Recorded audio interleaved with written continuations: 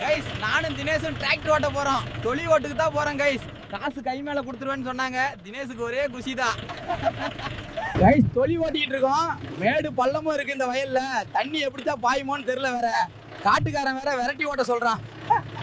தம்பி என்னப்பா மேடு பள்ளமா இருக்குப்பா, கொஞ்சம் அந்த பின்னாடி டோரு வச்சு தள்ளி மட்டப்படுத்தி விடுப்பா. தண்ணி அப்புறம் நல்லா பாயும். நமக்கு தண்ணி வேற கொஞ்சமா தான் வருது. கை மேல காசு தரேன்னு சொன்னாரு வேற.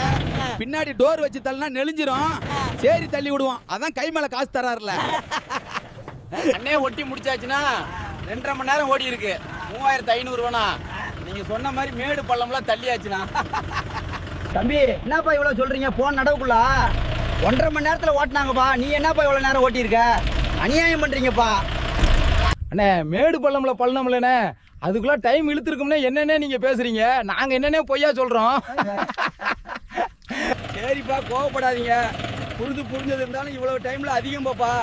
சரி சாயங்காலம் வீட்டுக்கு வந்து காசு தர்றேன்ப்பா. ரைட்டு ஆளை விட்றோம்.